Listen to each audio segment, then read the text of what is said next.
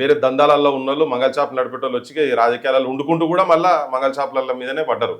సలూన్లు పెట్టింది కదా వీళ్ళంతా. బ్యూటీ పార్లర్ ఓనర్ ఈమె యాక్చువల్ గా, ఆమె చేసే పని అది చేస్తుంది ఆమె ఒరిజినల్ గా. సో దాని తర్వాత ఇక రాజకీయాలకు వచ్చిన తెలంగాణ వచ్చిన తర్వాత దీన్ని మొత్తం ఒక ధన బండారం అది మొత్తం వీళ్ళు ఏంటంటే దీని మీద మొత్తం ఆధిపత్యం చేసి విచ్చలవిడిగా పైసలు సంపాదించి సినిమాల దగ్గర కావచ్చు, ఇవే తెలంగాణ అజిటేషన్ నడిచేటప్పుడు కూడా వీళ్ళు పైసలు చాలా డిఫరెంట్ ఫార్మ్స్ లెక్కలు వీళ్ళు పైసలు వసూలు చేసేది, ఇవన్నీ చేసేది. అలా మంచిగా ఆర్థికంగా మంచిగా అయినరు. ఇప్పుడు వచ్చేందంటే ఇప్పుడు కొత్త బిరుదు కూడా వచ్చింది ఆమెకు, లిక్కర్ రాణి, సారా రాణి పేరు కూడా వచ్చింది ఆమెకు. వచ్చిన తర్వాత ఇంకా నేను నెక్స్ట్ ఇప్పుడు రేవంత్ రెడ్డి ఫెయిల్ అయింది కాబట్టి ఇప్పుడు నెక్స్ట్ అధికారంలోకి బీఆర్ఎస్ఏ వస్తుంది అని వాళ్ళు భ్రమపడుతున్నారు. ఆ దాంట్లో నా పాత్ర ఏంటిది, నేనే ముఖ్యమంత్రి కావాలనే దాంట్లో ఇక్కడ పెదవన్సి కేసీఆర్ ఉన్నంత సరే ఆయన ఇదేంది ఆయన ప్రస్తుతం మంచిగానే ఉన్నాడు, ఆరోగ్యంగా మంచిగా ఉన్నాడు. కానీ పుసుకునేమని అయితే దేవుని దయా పుసుకున్న గయా లెక్క ఏమైనా అయితే తర్వాత నేనంటే నేను అనే దాంట్లో రేస్లో వీళ్ళు ఆ కాంపిటీషన్లో ఇప్పుడే అన్నా చెల్లెళ్ళు కావచ్చు, దిక్కు హరీష్ కావచ్చు, సంతోష్ 4-5 గ్రూపులు ఉన్నాయట ఇప్పుడు అందులో ఇంటర్నల్ గా. మొత్తం చాలా మంది పాత పరిచయాలు కూడా చెప్తాను, ఎవరికి వాళ్ళు ఏమైనా తీరు లెక్క అయిపోయింది, మా బతుకులు ఏమైతే మాకు అర్థమైతే లేదు, పైసలు అయితే బొచ్చడు సంపాదించుకొని పెట్టుకున్నారని. సో దీంట్లో ఏంటంటే ఈ పవర్ స్ట్రగుల్లో వీళ్ళ ఆధిపత్యం నేనంటే నేను అనే దాని విషయంలో వీళ్ళు ఒకరొకరికి ఒక వాదాన్ని ఎంచుకుంటున్నారు. దాంట్లో ఏంది ఇప్పుడు సామాజిక తెలంగాణ అనేది ఇప్పుడు కాదు, అది ఫస్ట్ నుంచి కూడా ఈవెన్ కేసీఆర్ పార్టీ పెట్టక ముందు నుంచి కూడా సామాజిక తెలంగాణ అనే స్లోగన్ తెలంగాణలో ఉండే. సో ఇదేంటంటే మొదలైతే మన భౌగోళిక తెలంగాణ తీసుకొచ్చుకుందాం, దాని తర్వాత సామాజిక తెలంగాణ గురించి ఆలోచన చేద్దాం అనేది చాలా మంది ఈవెన్ జయశంకర్ లాంటి వాళ్ళు కూడా మా ఓటలం సామాజిక తెలంగాణ అనేది కూడా ఉండాలి, గద్దరసంటోళ్ళు కూడా మాట్లాడారు.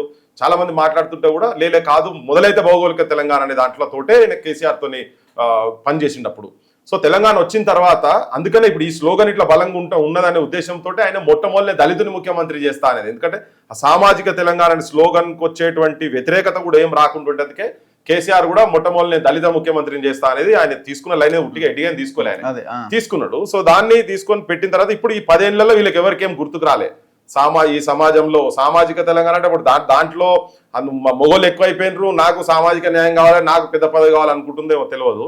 నిజం కూడా సమాజంలో ఉన్నటువంటి దాదాపు 85 to 90% ఉన్నటువంటి జనాలకు వాస్తవం కూడా రాజకీయ పరంగా కావచ్చు, సామాజికంగా విద్యా పరంగా కావచ్చు, ఈవెన్ వనరుల పరంగా కావచ్చు, దేంట్లో కూడా న్యాయం జరగలేదు అనేది బయట ఉన్నది. సో దాన్ని ఇప్పుడు ఈ 10 ఏళ్ళు వాళ్ళకేం కనిపించలేదు. వాళ్ళ ప్రభుత్వం ఉన్నప్పుడు ఇంకా రిజర్వేషన్స్, బీసీ రిజర్వేషన్స్ అయితే ఉన్నదా పర్సెంటేజ్ కానీ ఇంకా తక్కువ చేశారు కదా వాళ్ళు, 18% కు తీసుకొచ్చారు కదా, 33-34 ఉన్నదాన్ని. సో ఇప్పుడు ఏంటంటే దీన్ని రాజకీయంగా మలుచుకుంటుందుకని చెప్పని అదే స్లోగన్ ఇప్పుడు ప్రతి ఒక్కరు తెలుసు సామాజిక తెలంగాణ అనేది. ఆ స్లోగన్నే తీసుకొని వీళ్ళకి ఏమైతుందంటే గజకర్ణ గోకర్ణ టక్కుటమార విద్యలు బాగా ఏ దగ్గర నేర్చుకున్నారు వీళ్ళు అందరూ, మొత్తం అల్లుడు నేర్చుకున్నాడు, కొడుకు బిడ్డ అందరు నేర్చుకున్నారు. ఆ విద్యలు ఇప్పుడు జనాల మీద చూపించాలని చెప్పని ప్రయత్నం చేస్తున్నారు. కానీ ఇప్పుడు వెనకటి కాలం కాదు, వెనకటి లెక్కలు కూడా కాదు. ఇప్పుడు వీళ్ళు ఎటు తిరిగినా తెలంగాణ చుట్టూ తిరగాలి, వీళ్ళు ఆ స్లోగన్ చుట్టే తీసుకోవాలి, ఆ వాదం నినాదం మీదే తీసుకోవాలి. సో తెలంగాణ వచ్చింది కానీ సామాజిక తెలంగాణ ఇప్పుడు డైరెక్ట్ వాళ్ళ నాయన మీద తుపాకీ పెట్టినట్టుగానే మాట్లాడుతున్నది. ఆయన టార్గెట్ చేసినట్టేనా అది? 100% వాళ్ళ నాయన టార్గెట్ చేసినట్టుగానే మాట్లాడుతున్నది పక్క. ఇప్పుడు అక్కడ కూడా అంత ఓపెన్ గా బయటకు వచ్చి మాట్లాడాల్సిన అవసరం లేదు కదా.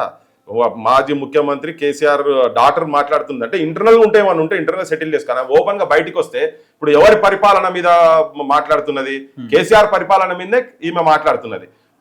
ఏం మాట్లాడుతున్నది, ఈమెలో వండుకుంటూ ఈమె అవన్నీ వాళ్ళ లగ్జరీస్ అన్ని ఎంజాయ్ చేసుకొని దాంట్లో వచ్చిన పదవులు తీసుకున్నది, ఈమె ఎంపీ అయింది, ఎమ్మెల్సీ అయింది.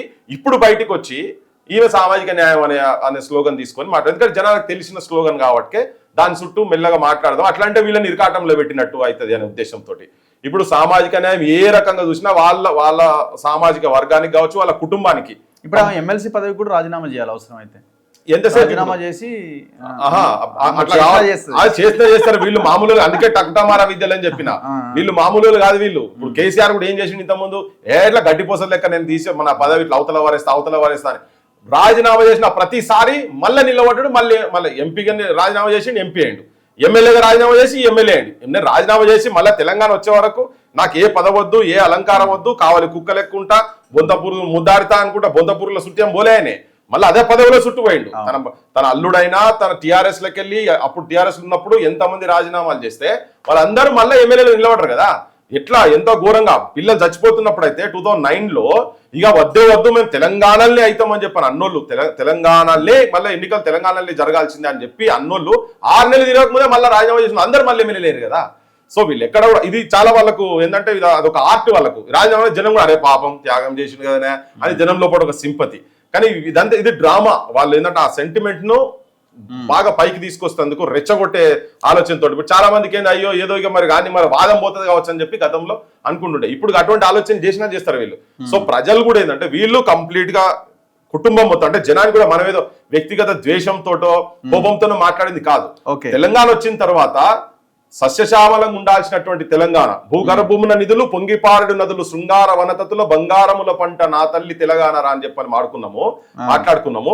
సో ఆంధ్ర పాలకులతో ఇది మొత్తం శ్మశానం అయిపోయింది తెలంగాణ అని చెప్పని అన్న తర్వాత గత 10 ఏళ్లలో కూడా మళ్ళీ అదే శ్మశానాన్ని మొత్తం భూతద్దంలో పెట్టి చూపించినట్టుగా వీళ్ళు మొత్తం క్లియర్